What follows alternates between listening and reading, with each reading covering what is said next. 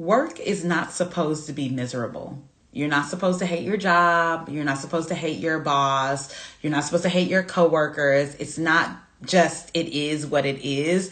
Work is not supposed to be miserable. And if you found yourself in a situation where you dread going to work in the morning, where you sit in your car and cry for hours outside of the office, if hearing your email ding gives you anxiety, that's not how it's supposed to be.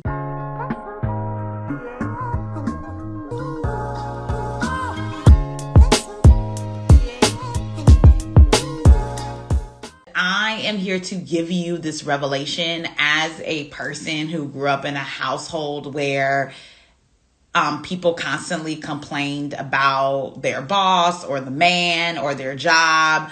And I grew up thinking that people just hated their job. And let me be clear, it wasn't that they hated working. Like, I grew up around really hardworking, really diligent people, but it was always the sentiment that like work was a chore, work was a bother, work was not something they liked to do. And I'm here to tell you that work isn't supposed to be miserable. You're not supposed to hate your job. It's just like that. And I want to remind you that you can do really fulfilling, meaningful, interesting, engaging work. And that is a possibility for you. And not only is it a possibility, but it's actually available for you and to you. And anything that's telling you that's not for you, that's not available to you, is a lie. And I want to talk to you about how you can actually find joy and real engagement at work. And this is a journey that I personally am committed to. I want high achieving professional women to enjoy their work. I want them to find work to be meaningful and interesting and engaging. I want you to feel like you're driving real impact and you're doing real meaningful things at work. And I never want to see a woman feel like their work is worthless, that they're worthless because they're not doing meaningful work, or that they don't feel engaged at work. Because when you experience a lack of engagement, that's a slippery slope to not, doing meaningful work, not giving your work your all, not being responsive at work, getting written up, getting fired, being unemployed. And so before you enter into that slippery slope, let me talk to you about how you can enjoy work, find meaning in work, and build a fulfilling career. So I posted about this on my feed, and so I think I'm going to bring up that post here so that I can kind of share it with you all and talk through this together. So we're going to talk about rediscovering what you're good at, rediscovering your purpose, cultivating community, and celebrating every win. Because, these are the essential things that you need to do and things that you need to understand so that work isn't dreadful. So let's start with rediscovering your purpose. I'm someone who really is not a big fan of the whole passion and purpose dialogue, passion and purpose conversation. Why? Because I think that people get really confused about like, what is my passion? What is my purpose? And honestly, that typically doesn't have anything to do with what you do at work. Let's see, like I'm passionate about personal finance. I believe in personal finance. I believe in building wealth. I believe in, using your money for good. I believe in not being in debt. But I don't work in personal finance. I'm not a banker. I don't coach people on personal finance. I have a career running a professional development business, right? Like I have a career in higher education. I'm an educator, right? A public speaker, right? I that's not my career field, but it is something that I'm passionate about. And I'm purpose, as a person, I believe, to not be in debt and to build wealth for me and my family and future generations, right? That's something that's important to me, but it doesn't have anything to do with what I do at work. And I think so often people get confused by this idea of passion and purpose. And if they're not doing something that they feel is their passion at work, they feel like they can't have a fulfilling career. But you can do work that is meaningful to you, and honestly do work that you're good at and enjoy work. I am an expert in career development. I'm an expert in supervising and leading teams. That's what I do at work. Is it what I'm passionate about, or is it aligned with my purpose? For me, the answer is yes, but it doesn't have to be, I don't have to be passionate about something to be good at it. I can be skilled at something and not be terribly passionate about it and still have a fulfilling career in it. And I think instead of like being confused about like, what's my passion? What's my purpose? I invite you to really get clear on what you're good at. What skills, what knowledge, what talent, what expertise do you have? And how can you build a career that's most aligned with that? It's been my experience over the course of my career that when people are doing things in their career that are aligned with what they're good at, the skills, the knowledge, the talent, the expertise that they have a more fulfilling career.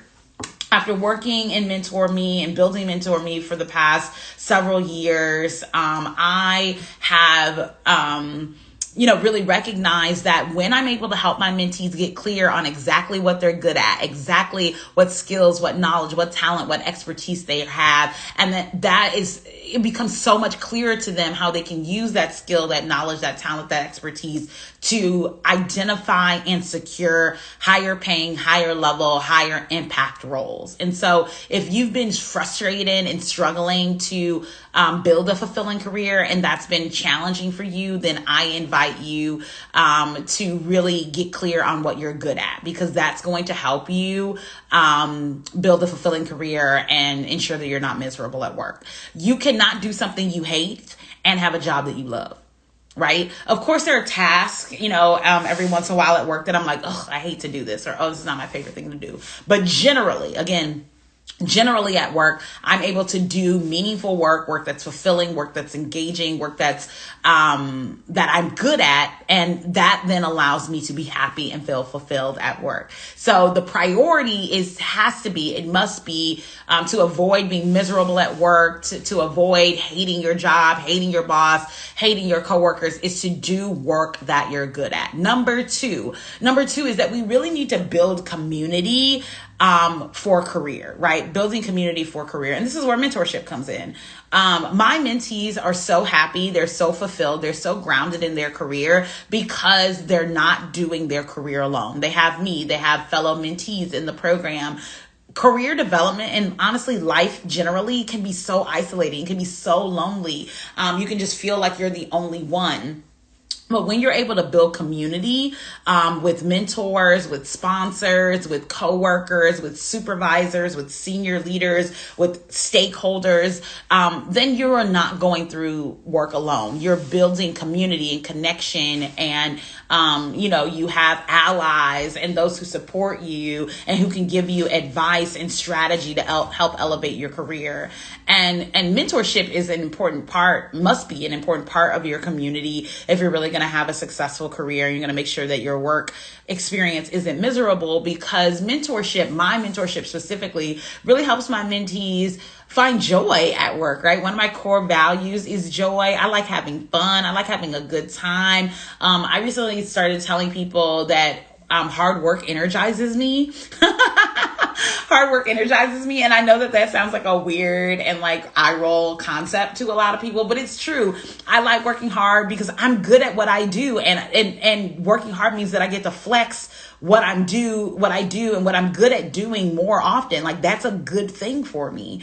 And so, I think that being able to talk to my colleagues, to showcase my skills, to build relationships, like that is something that I'm grateful to do, and I'm able to do that. Whenever I'm able to do that in community, that's a good day, that's a good week, that's a good project, that's a good career, right? So if you're feeling isolated, if you're feeling lonely at work, if you feel like I'm the only person going through this, I'm not sure how to navigate this, then I invite you into mentorship, because that way you can have the strategy to build community and to build networks that are going to help your career thrive. And let me be clear that I don't mean just networking for the sake of networking. I know a lot of people are like, it's all about who you know. That's a lie. It's not all about who you know. It's so much more about what you know about yourself and how you can clearly, confidently, and concisely articulate what you know. And with that in mind, I think that building community with other people who are high achieving, other people who have your best interests at heart, other people who have strategy and insight that you don't have to help you elevate your career and avoid pitfalls is something that you must have to ensure your career isn't miserable and to have a fulfilling and positive experience in life, but certainly in work. So again, work is not supposed to be miserable. We're going to talk about 3 strategies today to ensure that it's not for you. Number 1, it's doing work that's aligned with what you're good at, not aligned with your passion or your purpose necessarily, but aligning with what you're good at, the skills, the knowledge, the talents, the expertise, the degrees, the credentials, the certifications, the years of experience that you already have. Is your work aligned with what you're good at? Are you killing it at work? Are you getting it done? Are you meeting the metrics, right? And let me be clear, it's when you do that, when you're good at the job, you're going to have so much more job satisfaction, because it's not like, well, I don't even know what I'm doing. I don't even know how to do this. You have to be good at your job, and other people have to recognize it too, which takes me to point number 2, is that you need to be able to build community, right? You need to be able to build community. You need to have a positive relationship with your coworkers, with your boss, with stakeholders, with key influencers on the job. If you don't have that, you are going to find yourself miserable at work, because you're constantly going to be trying to prove yourself to other people, help them see your value. Nobody sees you. Nobody recognizes you. I am good at my job, but nobody knows it. Like, that's a terrible existence. And if you're experiencing that, I invite you into the community of mentorship, right? Because mentorship is going to help you learn how to navigate that in a better way and really position yourself as an expert. So I'm excited to serve you in mentorship. You can schedule a call with me today at mentor-me.org. Again, that's mentor-me.org, so we can schedule a call. And then finally, we want to make sure that we're celebrating the wins. I cannot tell you how often I look at somebody's resume and I'm like, okay, this is great that you did this. What was the result? Like, as a result of you doing this cool project, this cool program, this cool thing, like, what was the result? And they're like, I have no idea. I have no idea what the outcome was. I'll never know what happened with that project. Girl, this is an emergency. We're on fire. This is a problem. Like, what is happening? It is critical, literally critical, that you celebrate your wins, that you celebrate the good work, that you know what the outcomes are, that you know the outcomes that you drove, that you know if something worked better, that if y'all saved money, if y'all, brought in more clients, more customers, like, what is the outcome of all this work? You there 40, 50, 60 hours a week and you don't know the outcome or the impact of your work. That is a problem. And it is your responsibility. Again, let me be clear. It is your responsibility. Whose responsibility is it to gather outcomes from the work that they do? You there all them hours and you don't know what they're doing with your work product. You don't know the outcomes of the widgets that you put together, the campaigns that you drive, the staff that you supervise. Like, what is the outcome? What is the impact? And if you don't know that, that's a problem. That's your responsibility.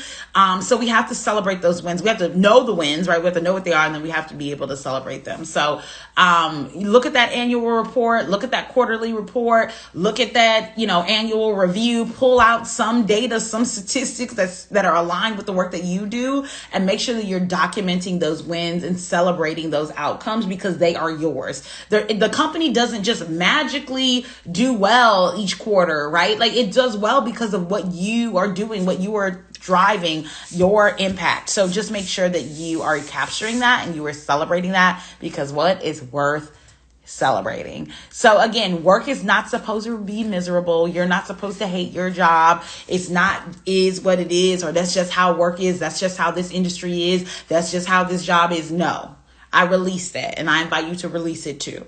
Work can be joyful. Work can be engaging. Work can be impactful. You can be paid well to do good and fun and joyous work. Shout out to my sorority sister who's running to be president of the United States. She calls herself a joyful warrior, right? You don't have to be a joyful warrior. Like, you don't have to be at work warring, because let's be clear, work should not be war either. Let's be clear, work should not be war. However, you can be joyful. Maybe the job she's going for, maybe, it is worse. The president of the United States, let's be clear.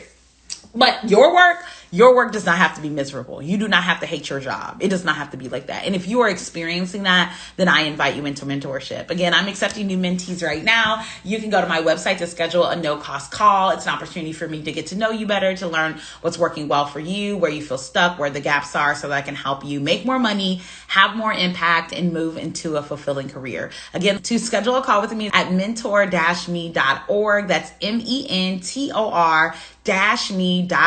I so look forward to serving you. Thanks so much for watching. Bye.